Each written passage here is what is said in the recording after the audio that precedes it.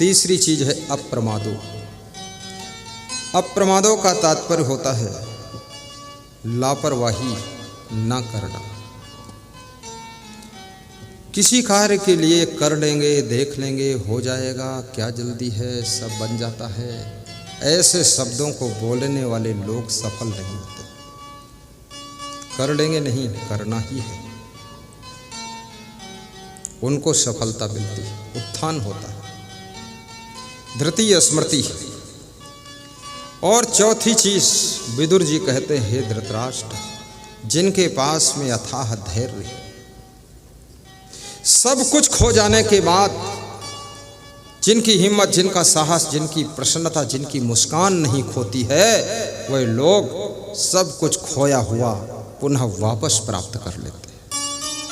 इसलिए धैर्य रखो, घबराया मत करो। जीवन में कभी कभी ऐसा हो सकता है जो तुमने 10 साल में बनाया है वो 10 मिनट में सब खिसक सकता है, लेकिन बनाने वाले कौन हो? तुम हो। अगर तुम सही जगह पर टिके हुए हो तो कितना ही खिसक जाए वो सब फिर वापस आपके पास आएगा। इसलिए धैर्य टूटने मत दो। और धैर्य की परीक्षा संकट में होती है। 4 चीजों की परीक्षा रामचरितमानस कहता है कि जब मनुष्य के ऊपर कोई दुख आता, संकट आता, तब 4 चीजों की परीक्षा होती है। धीरज, धर्म, मित्र और नारी, आपत काल पर रखिए चारी। धीरज, धर्म, मित्र और नारी, आपत्ति काल पर रखिए चारी। गाइए ललिताबाई, सभापति है ललिताबाई, बड़ा भाई। आपत्ति काल पर रखिए चारी। धैर्य और धर्म, मित्र और नारी, ये 4 की परीक्षा संकट की घड़ी में होती है। जिस समय तुम निर्धन हो जाओ, बीमार हो जाओ, बिजनेस भी कमजोर हो जाए,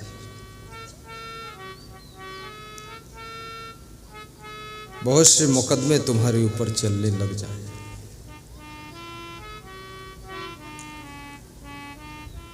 पत्नी भी बीमार है, बेटा पढ़ने में कमजोर है, उस समय तुम्हारा धैर्य डगमगाने न पाए।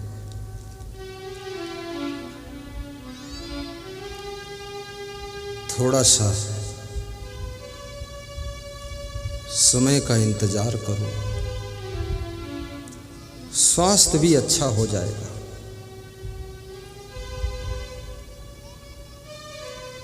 बिजनेस भी फिर से संभल जाएगा। आपकी वाइफ की तबीयत भी ठीक हो जाएगी। बेटा भी अगले साल परीक्षा में फर्स्ट डिवीजन पास हो जाएगा। कभी टिकट नहीं मिला चुनाव में, अपने को नर्वस मत करना, फिर से ट्राई करना।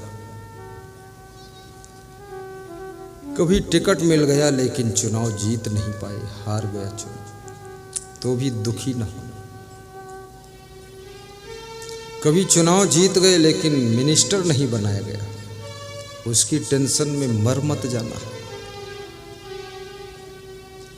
और मिनिस्टर बना दिया गया लेकिन पावर नहीं दिया गया, सारा पावर मुख्यमंत्री की मुट्ठी में है।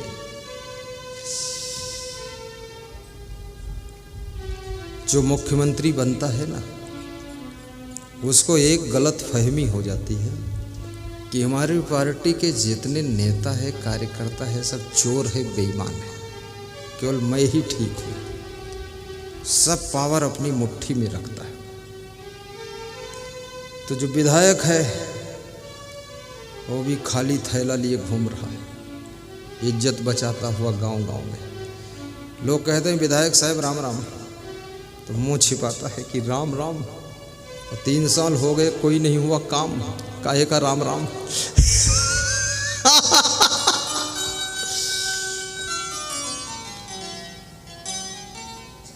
मुख्यमंत्री बन जाओ,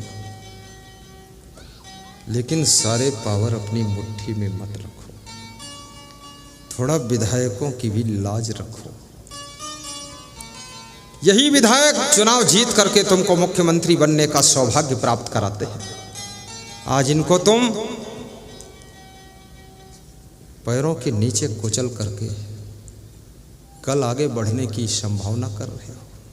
कल तुम इन्हीं के कारण कुचले जाओगे, हारोगे, तुम्हारी हालत पतली हो जाएगी। इसलिए मुख्यमंत्री जी, मूर्ख मंत्री मत बनो, मुख्यमंत्री ही रहो।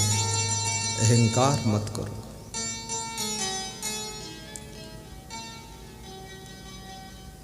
जैसे जो गुरु है, गुरु बड़ा है कि शिष्य बड़ा है, सोचो।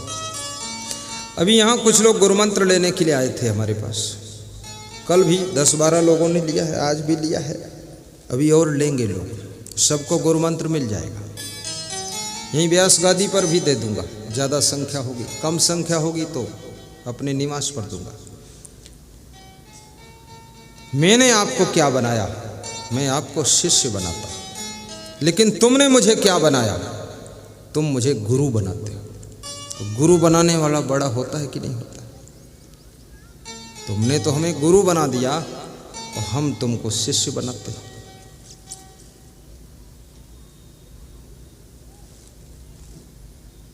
इसलिए गुरु को भी सावधान रहना चाहिए। गुरु को ये अहंकार ना आ जाए, अरे मैं तो बस।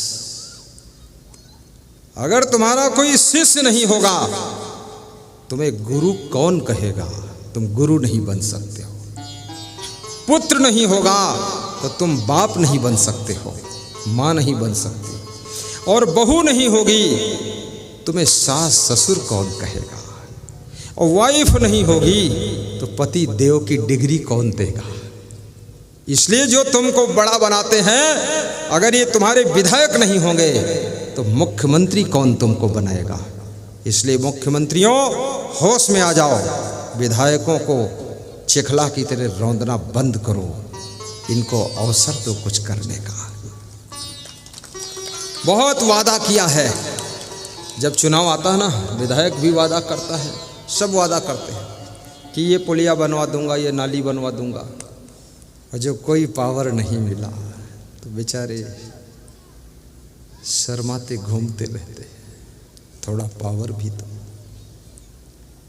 काम करने दो इनको।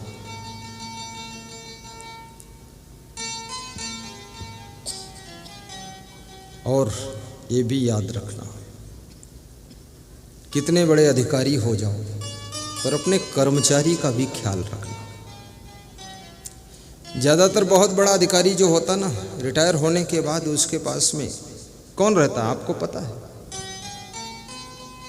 पालतू कुत्ता रहता है और कोई नहीं रहता। और कुत्ता भी उसका मुंह देख देख कर ऊब गया है कि ये खूसट कुत्ते से ही प्रेम करते। कौन आएगा? जब पावर में थे तो इतना अहंकार से भरे थे कि रिश्तेदारों को भी पहचानना भूल गए थे, मित्रों को भी भूल गए थे। अब पावर चला गया तो रिश्तेदारों मित्र तुमको क्यों पहचानेंगे? क्यों पहचानेंगे? मेरे साथ का पढ़ा हुआ एक विद्यार्थी लखीमपुर खीरी में गाड़ी खड़ी हुई जहाँ आश्रम हमारा, पीछे से दौड़ कर आया, बोला बाबा जी बाबा जी बाबा जी। यूपी में संतों को बाबा जी कहते हैं। हमने कहा आओ पुत्तू लाल आओ, तो इसके आंसू आ गए आंखों में। तो हमने कहा पुत्तू लाल क्यों दुख हुआ? बोले कहाँ आप और कहाँ हम, कक्षा 8 में साथ में पढ़ते थे, बुद्धि नहीं थी बाबा जी, बहुत मास्टर मारते थे हमको, आप देखते रहते थे, प्रेम करते थे। तुमने कहा क्या करते हो पुत्तूलाल? बोले रिक्शा चलाता हूँ। तो हमने कहा तो रोए क्यों? बोले रोए इसलिए क्योंकि 25 साल बाद तुम मिले और मेरा नाम लेकर तुमने पुकारा। आज तुम तो बहुत बड़े संत हो, आपके पास चरण छूने आने में भी मुश्किल है, लेकिन सड़क पर भी हमको प्रेम कर रहे हो। केला खिलाया मैंने उसको, संतरा खिलाया। हमने कहा पुत्तूलाल तुम भी वही हो, हम भी वही है, फर्क कितना है? हम संत हो गए, तुम रिक्शा चालक हो गए। कभी आना आश्रम और मदद करूंगा तुम्हारी। हमारे साथ के पढ़े हुए विद्यार्थी जो कमज़ोर हैं उनको भी मैं बुलाकर आश्रम में मदद कर देता हूँ, और हमको पढ़ाने वाले शिक्षक जो थोड़ा सा लगता है घर से गरीब लग रहे हैं उनको बुलाकर भी व्यवस्था बना देता हूँ, क्योंकि इस लायक हम हैं। क्या करेंगे इस आश्रम को? हमारे गुरु ने बहुत बड़ा आश्रम बना दिया। 60 से 80 एकड़ ज़मीन है। मैं 35 साल रहा हूँ वहाँ, लेकिन खेत अभी भी देखने नहीं गया और जाऊँगा भी नहीं। बस निर्देश दे देता हूँ कि इनको 2 कुंटल चावल दे देना, इनको 20 चादर दे दो, इनको 50 रजाई दे दो, ये सब बोल देता हूँ। दे दो, अभी बोलूँगा ये साधु संतों को रुपया दे दो, अभी देने वाले तैयार बांध के गठरी लाए। और याद रखना जो देता नहीं है, जो देता नहीं है उसको कभी कुछ मिलता भी नहीं है, मिलता भी नहीं। लेन देन का संसार है। भगवान कृष्ण के पास में जब सुदामा गए थे, भगवान ने भी उनको बहुत सुंदर महल प्रदान कर दिया था। सब भक्तों को मेरी व्यास गादी यही आशीर्वाद देती है, आओ पधारो, आ जाओ, कोई बात नहीं, आ जाओ। बीच में थोड़ा रेस्ट मिल जाएगा, हमें रेस्ट भी मिल जाएगा, फल भी मिल जाएगा, गुलदस्ता मिल जाएगा। ये क्षेत्र की विधायिका है, क्या नाम बेटी? संगीता। ये हमारे संग में आई है। मैं असंग हूँ, ये संगीता है, और यहाँ सत्संग है। बहुत अच्छा फल लाई है। अरे कुछ पैकेट में भी, हाँ ये देखो देखो क्या बात है। अब गुप्त है, जो भाग्य में होगा वो निकलेगा इसमें। आशीर्वाद ये भी बहुत अच्छा, धन्यवाद।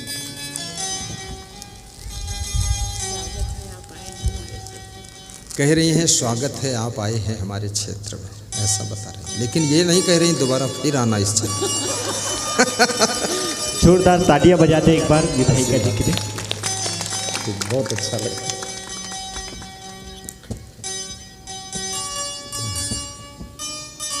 श्री फल भी दिया, हो सकता है अगले साल प्रोग्राम के लिए दे दिया। मैं मेरे पास जो आता हूँ फंसा देता हूँ उसको।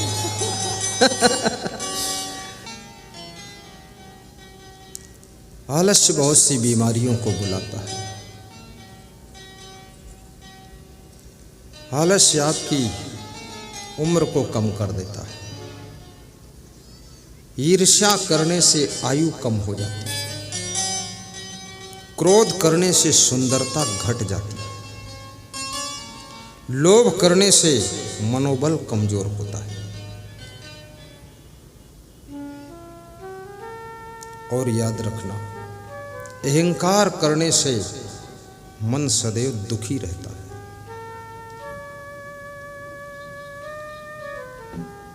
जिसका चित्त प्रेम से भरा है वो सदैव सुखी और प्रसन्न रहता है। अपनी माँ से भी प्रेम करना, अपने पिताजी से भी प्रेम करना, पड़ोसियों से भी प्रेम रखना, रिश्तेदारों से भी प्रेम करना, पति पत्नी दोनों प्रेम से रहना, परिवार की गाड़ी के दोनों मजबूत स्तंभ हो, दोनों को आपस में प्रेम की डोरी में जुड़ कर रहना है। एक दूसरे की गलतियों को क्षमा भी करना। आज की गलती को कल तक भूलने का प्रयास करना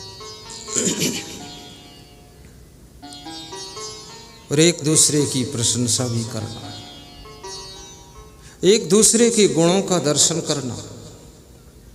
जब तुम किसी के गुणों को देखते हो तो उसके प्रति प्रेम बढ़ने लगता है। जब उसकी कमियों को देखने लग जाते हो तो उसके प्रति नफरत बढ़ने लग जाती है।